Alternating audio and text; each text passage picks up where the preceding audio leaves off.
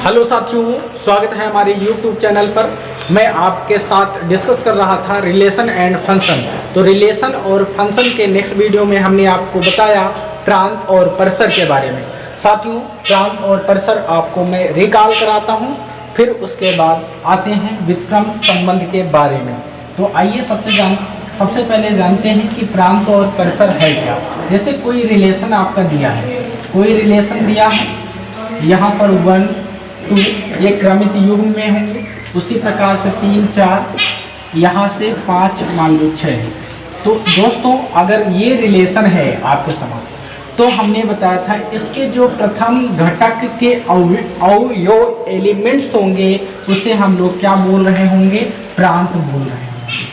साथियों, प्रांत में क्या आता है, जो रिलेशन के प्रथम घटक होते हैं उसे क्या कहते हैं, प्रांत कहते हैं। तो प्रांत में क्या क्या आ जाएगा, 1 3 5। और परिसर की बात करें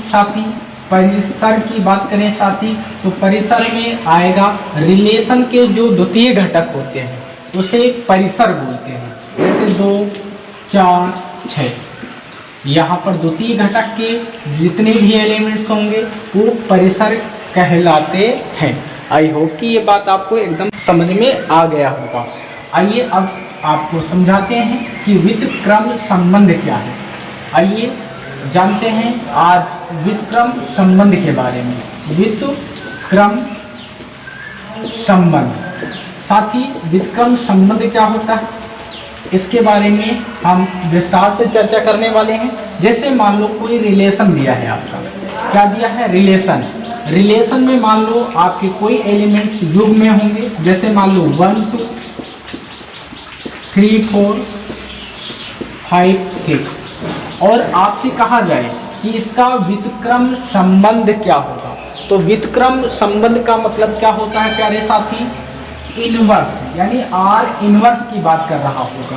तो आर इनवर्स आपको कैसे निकालना है, तो इसमें जो द्वितीय घटक होंगे उसे प्रथम घटक में, और जो प्रथम घटक होगा उसे द्वितीय घटक में चेंज कर देते हैं। तो इस तरीके से जो संबंध प्राप्त होगा उसे हम क्या कह रहे होंगे, व्युत्क्रम संबंध कह रहे होंगे। अगर आसान शब्दों में बात करें तो इसका मतलब ये होगा कि इसको पलट दिया जाए। क्या कर दिया जाए, युग्म को पलट दिया जाए, रिलेशन के युग्म को पलट दिया जाए।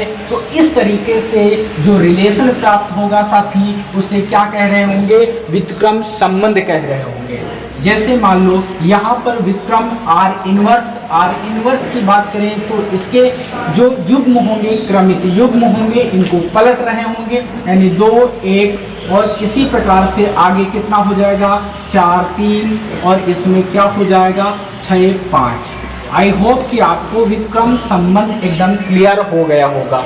आइए नेक्स्ट एग्जाम्पल के माध्यम से हम चीजों को जानते हैं। जैसे आपसे कोई रिलेशन आपको दे दिया जाए, रिलेशन का मतलब क्या होगा साथी, जैसे मान लो AB, अब यहाँ पर हमने लिख दिया CD, और इसी प्रकार से हमने लिख दिया ABCDEF लिख दिया। क्या लिख दिया साथी, EF ये लिख दिया। अब आपको इसका व्युत्क्रम संबंध बताना है। तो व्युत्क्रम संबंध क्या होता है साथी, अभी हमने बताया आपको कि इसके जो युग्म होंगे इसके युग्म को पलट दो।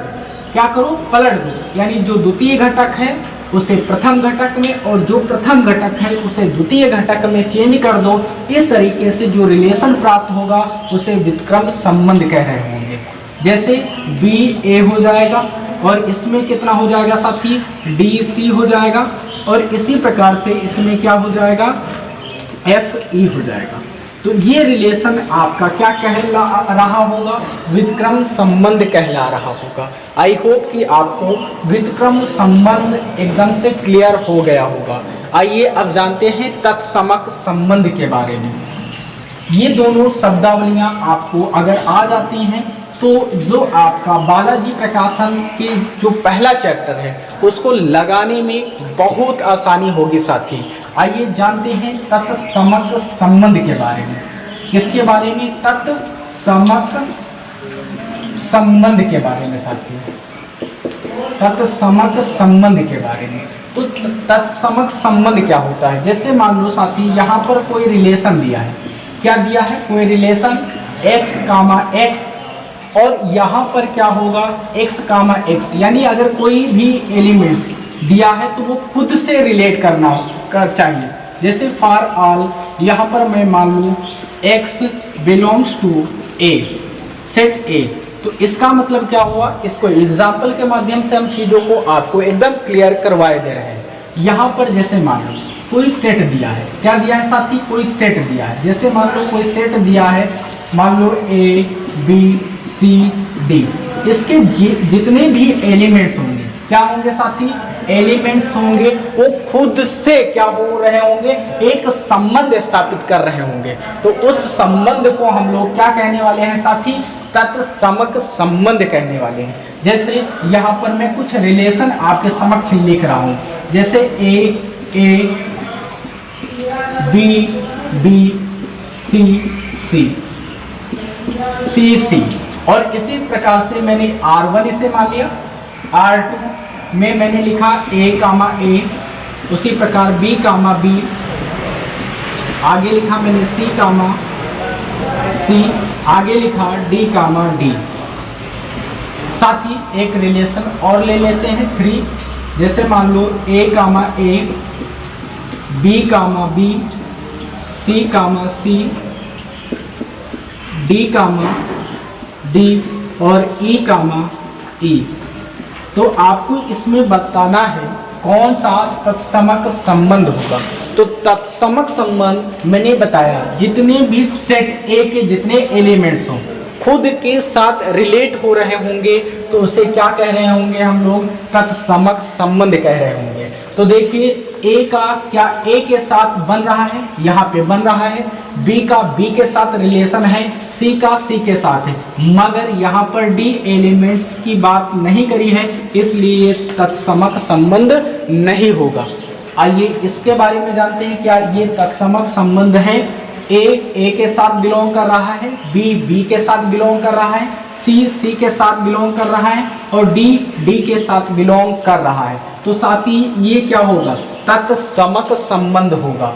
अगर इस रिलेशन की बात करें साथी, तो यहाँ पर ए एलिमेंट्स ए के साथ तो है, बी के साथ है, सी के साथ है, डी के साथ है, लेकिन आप देख रहे होंगे सेट ए में ई एलिमेंट्स काउंट नहीं है, इस वजह से ये तत्समक संबंध नहीं होगा। तो साथियों आज हमने आपको व्युत्क्रम संबंध और तत्समक संबंध के बारे में बताया, और इसके नेक्स्ट वीडियो में हम आपके साथ चर्चा करेंगे संबंध होता क्या है, और फिर बालाजी प्रकाशन की जो एक्सरसाइज 1.1 होगी उसके सारे क्वेश्चन आपके साथ मैं डिस्कस कर रहा हूँगा। अगर अभी तक आप लोग मेरी फर्स्ट वीडियो नहीं देखे हैं, सेकेंड वीडियो नहीं देखे हैं, तो पहले आप उन वीडियो को देख करके आइए, फिर आप ये वीडियो देखेंगे तो आपको एकदम से क्लियरिटी हो जाएगी। तो साथियों फिर मिलते हैं नेक्स्ट वीडियो के साथ, तब तक के लिए जय हिंद जय भारत।